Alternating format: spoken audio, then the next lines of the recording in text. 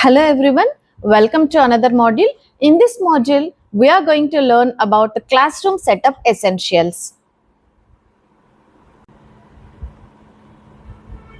Class room అనగానే మనకి school తర్వాత పిల్లలు అండ్ క్లాస్ రూమ్ ఇవన్నీ గుర్తుకొస్తాయి. క్లాస్ రూమ్ అంటే wear the child can learn the things. అలాంటి రూమ్ని క్లాస్ రూమ్ అంటాం. ఈ క్లాస్ రూమ్ని ఎలా డిజైన్ చేయాలి అన్నది చాలా ఇంపార్టెంట్. అది ఇప్పుడు మనం తెలుసుకుందాం. ఇంత ఇంపార్టెన్స్ ఉన్న క్లాస్ రూమ్ని ఎలా తయారు చేయాలి, ఎందుకు అలా తయారు చేయాలి అంటే the overall significance of classroom setup lies in its ability to foster an effective learning environment that promotes environment and engagement of the child. It develops the curiosity and love for learning among their children lifetime.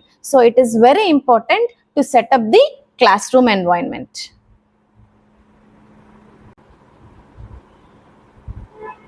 Class room సెటప్లో మొట్టమొదటి points ఏంటి అంటే organising the learning space. అంటే ఒక place ఖచ్చితంగా దాన్ని పర్టికులర్గా అంటే ఈ ప్లేస్లో ఇది ఉండాలి, ఇలా ఉండాలి, దాన్ని చూసిన వెంటనే ఒక గుడ్ లుక్, పిల్లలు నేర్చుకోవాలి అన్న ఇంట్రెస్ట్ వచ్చే విధంగా దాన్ని ఆర్గనైజ్ చేయాలి. అంటే the key elements to consider for effective classroom design and organisation.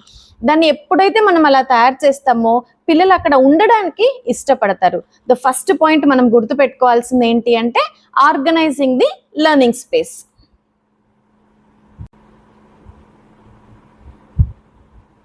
Next second point ఏంటి అంటే డిజైనింగ్ స్పెషలైజ్డ్ ఏరియాస్.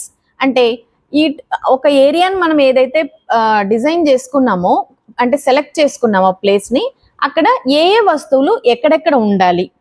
ఓకే, అలా ఉండడం వల్ల బెనిఫిట్స్ ఏంటి అంటే అన్నీ ఒకే చోట ఎలా అంటే అలా క్లమ్జీగా వేసి ఒక వస్తువు ఇక్కడ అక్కడ పెట్టి అలా పిల్లలకి ఇంట్రెస్ట్ ఉండదు. అన్నిట్లోనూ వేలు పెడుతూ పికిల్డ్ మైండెడ్గా తయారవుతారు. అలా కాకోకుండా ఏ వస్తువు ఎక్కడైనా ఉంటే ఇక్కడ కూర్చొని ఓరల్ చేయాలి, అక్కడికి వెళ్ళి రిటర్న్ చేయాలి, అక్కడికి వెళ్ళి రైమ్స్ చేయాలి, రైమ్స్ చెప్పాలి, ఇంకొక చోటుకి వెళ్ళి డ్రాయింగ్ వేయాలి అన్న పర్టికులర్ డిజైనింగ్ మనం క్రియేట్ చేయాలి పిల్లలకి.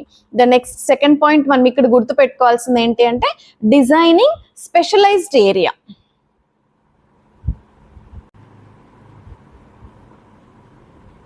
ఈ క్లాస్ రూమ్ ఇంకా ఎఫెక్టివ్గా ఉండాలి అంటే కనుక కొన్ని స్ట్రాటజీస్ మనం ఫాలో అవ్వచ్చు. అందులో మొదటిది ఏంటి అంటే print rich class room.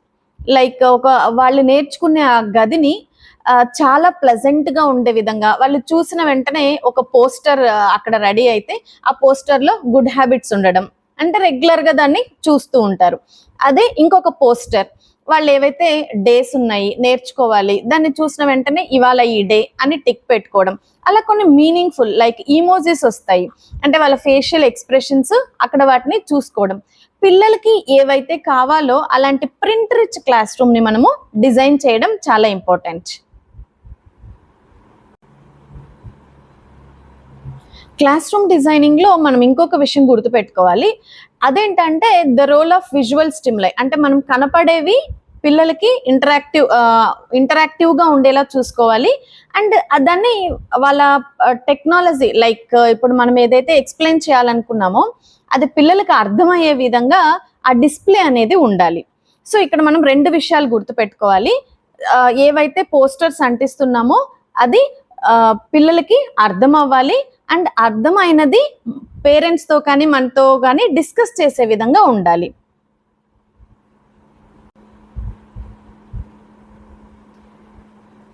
Class room డిజైనింగ్లో already మనం ఏమేమి ఉండాలి అని డిస్కస్ చేసాము. ఇంకా అందులో క్లియర్గా పిల్లలకి ఏమేమి కావాలి అంటే engaging books for young learners, interactive displays for active participation, hands on manipulatives to enhance their learning, technology aids to support engagement. So ఈ 4 పాయింట్స్ మనం క్లియర్గా చెక్ చేసుకొని ఆ క్లాస్ రూమ్ని మనం డిజైన్ చేసుకోవాలి. క్లాస్ రూమ్ సెటప్ ఎలా ఉండాలో తెలుసుకున్నాం కదా. అయితే ఇక్కడ ఒక చిన్న విషయం మనం గుర్తుపెట్టుకోవాలి. పిల్లలు ఇంటికి వచ్చిన తర్వాత హోంవర్క్ రాయట్లేదు, స్కూల్లో సరిగా చదవట్లేదు, ఇలాంటి క్వశ్చన్స్ ఎప్పుడూ అరైజ్ అవుతూనే ఉంటాయి. ఎందుకు అవుతున్నాయి అంటే వాళ్ళకు తగ్గ ఆ ఎన్వైరన్మెంట్ స్కూల్లో ఉందా అండ్ ఇంట్లో అలాంటి ఎన్వైరన్మెంట్ మనం క్రియేట్ చేస్తున్నామా అన్నది ఎవ్వరూ ఆలోచించడం లేదు. అలాంటి ఎన్వైరన్మెంట్ ఎప్పుడైతే మనం క్రియేట్ చేయగలుగుతామో పిల్లలకు ఎలాంటి స్ట్రెస్ లేకోకుండా హ్యాపీగా నేర్చుకుంటారు అండ్ వాళ్ళ స్కిల్స్ కూడా ఎన్హాన్స్ అవుతాయి. ఇది యాజ్ అ పేరెంట్గా మీరు అర్థం చేసుకొని అలాంటి ఎన్వైరన్మెంట్ని మీ ఇంట్లో క్రియేట్ చేయండి. తర్వాత వాళ్ళలో వచ్చిన మార్పులు చూడండి. స్కూల్లో చెక్ చేయండి, ఎలాంటి స్కూల్లో జాయిన్ చేస్తున్నాము, ఎలాంటి ప్లేస్లో పిల్లలు ఉంటున్నారు అన్నది చెక్ చేసి క్వశ్చన్ చేయండి. ఎందుకు క్వశ్చన్ చేయాలి? మన పిల్లల భవిష్యత్తు కోసమో మనమే క్వశ్చన్ చేయాలి. కాబట్టి క్లాస్ రూమ్ ఎన్వైరన్మెంట్ని మనం క్రియేట్ చేసి దాని ఇంపార్టెన్స్ని తెలియజేసుకొని మీ పక్కనున్న వాళ్ళకు కూడా సజెస్ట్ చేయండి. Thank you for watching.